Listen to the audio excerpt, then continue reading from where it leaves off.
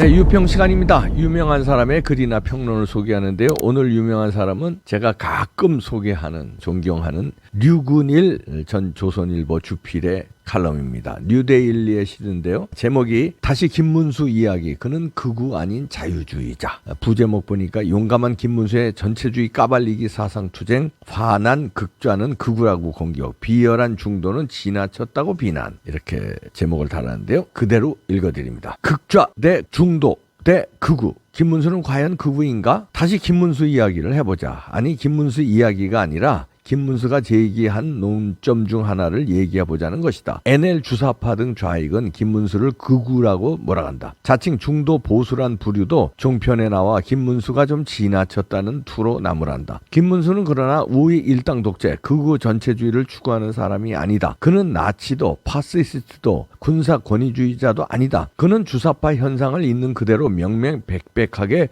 투시할 줄 아는 몇 안 되는 자유주의자, 자유 레지스탕스일 뿐이다. 이런 그를 극자와 기회주의 자칭 중도는 왜 걸핏하면 극우라고 모험하는가? 김문수의 벗기기 공격. 1. 김문수는 극좌의 속셈과 꼼수를 훤히 들여다보는 사람이다. 그리고 그는 그걸 밝은 태양 아래 적나라하게 들춰낸다. 극좌로선 김문수의 그런 벗기기 공격을 극도로 증오하고 적대했을 것이다. 그래서 그들은 자신들의 적에게 할 수 있는 최악의 저주를 김문수에게 퍼붓고 있다. 소련, 중국, 북한에서는 그 저주를 인민의 적, 반당 반혁명 분자라고 부른다.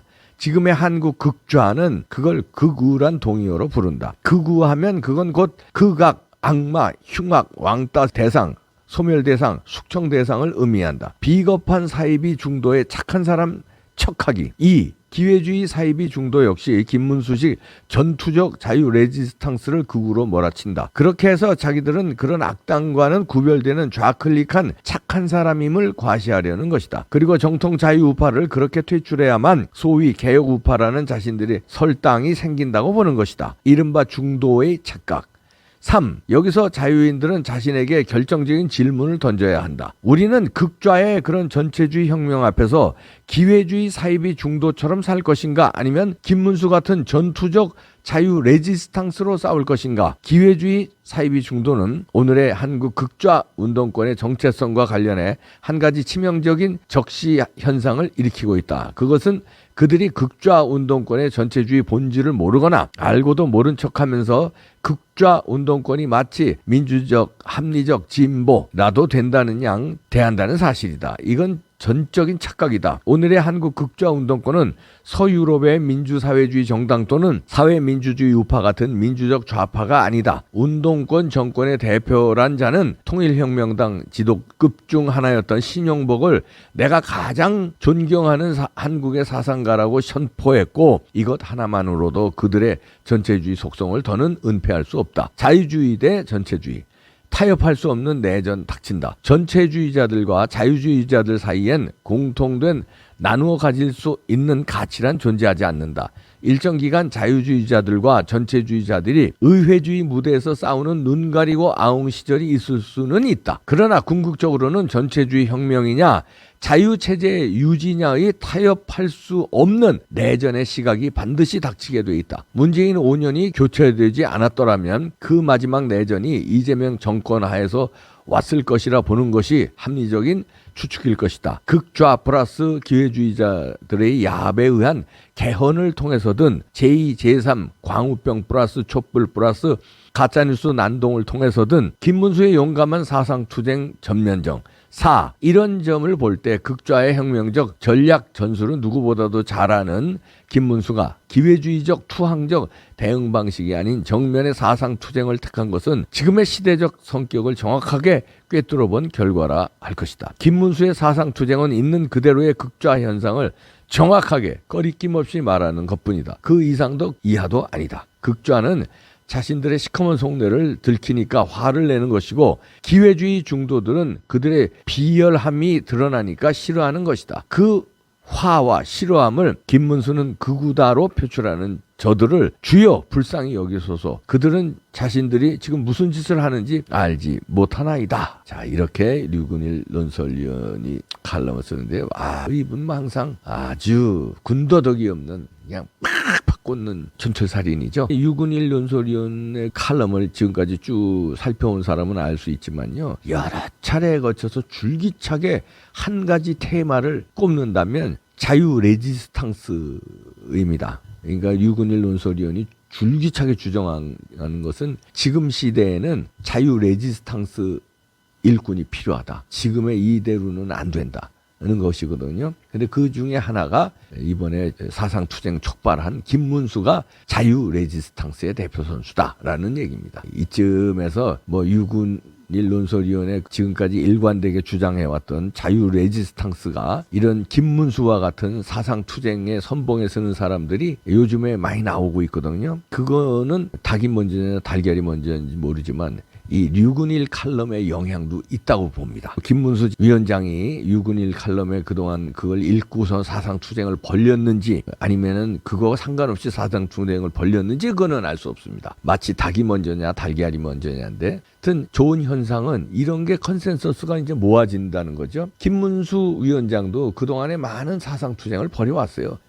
좌파 출신이죠. 노동운동, 민주화운동 세게 한 사람이잖아요. 586보다 누구보다 세게 한 사람 선배입니다. 그동안에 우파로 와서 여러 가지 투쟁을 했는데 지금에 와서 저 양반이 왜 그럴까 하고 의아해했던 사람이 있을 거예요. 위원장 자리를 차고 앉았는데 저렇게 김일성주의자 문재인을 공격하고 왜 저럴까? 국회에 와서 왜 저럴까? 그런데 자유 레지스탕스로 이제 자리 이런 것보다도 큰 싸움에 나서기로 작정을 한 것 같습니다. 그런 면에서 반가운 일이다고 이제 유근일 선생이 칼럼을 통해서 이렇게 쓰는 겁니다. 자, 그렇다면 우리는 어떻게 할 것이냐? 김문수 같은 정치인들이 자유 레지스탕스가 이제 나오기 시작했습니다. 윤석열 대통령도 어떻게 보면은 이런 식으로 싸움을 먼저 걸은 거예요. 취임사에서도 그렇고 자유를 계속 강조하면서 공산주의와 싸우겠다는 걸 얘기했고 주사파하고 싸우겠다는 걸 넌지시 도어스태핑이라든가 이거를 통해서 넌지시 밝힌 바가 있습니다. 물론 김문수처럼 아주 세게 본격적으로 싸우진 않았지만 그랬고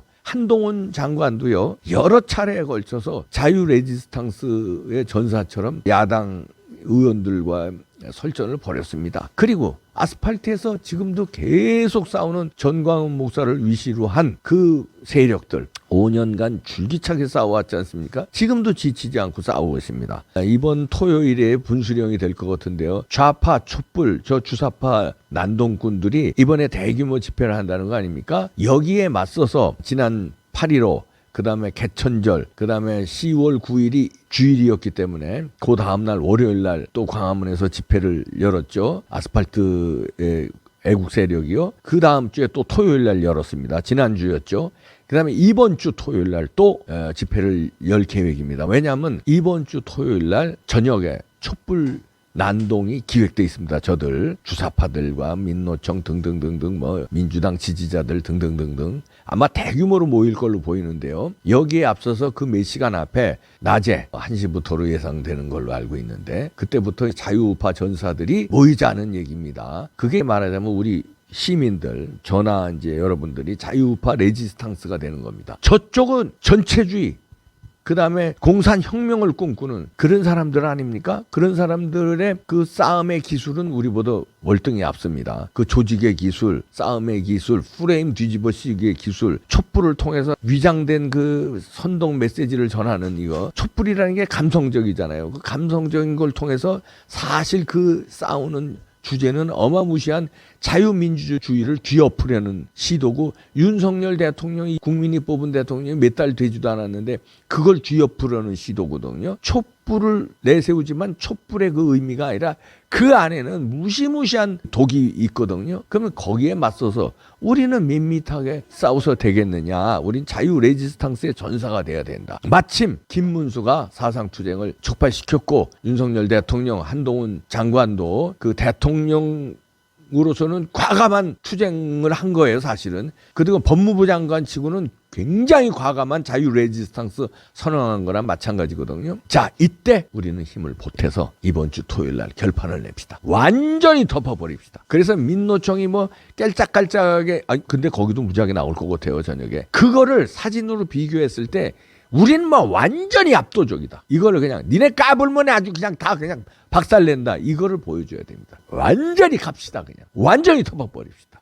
자유 레지스탕스. 나라를 구합시다. 자유민주주의를 구하고요. 법치주의를 구하고 나쁜 놈들 권력형 비리 다 처단하는 건 아마 윤석열 대통령과 한동훈 법무장관이 할 겁니다. 오늘 이재명의 오른팔 김용 지금 체포하고 압수수색했거든요. 이거는 뭐 간단치 않은 겁니다. 이제는 이재명은 이제 잡으러 들어가는 거 본격적인 선전포고인데 이재명은 이제 흔들릴 겁니다. 지금 벌써 조금씩 흔들리고 있어요. 측근들이. 자, 유동규 입에서 불었다는 얘기가 지금 솔솔 나오고 있고요. 자, 이렇게 되면은 이 여세 틈을 밀어붙이면서 국민들이 총화 단결하고 그 다음에 검찰은 그냥 잡은 대로 그냥 쫙쫙 들어가고 10월, 11월에 결판 냅시다. 그리고 금년 안에 모든 거 정리합시다. 그러려면 우리가 힘을 모아야 됩니다. 자유 레지스탕스로 갑시다. 으아!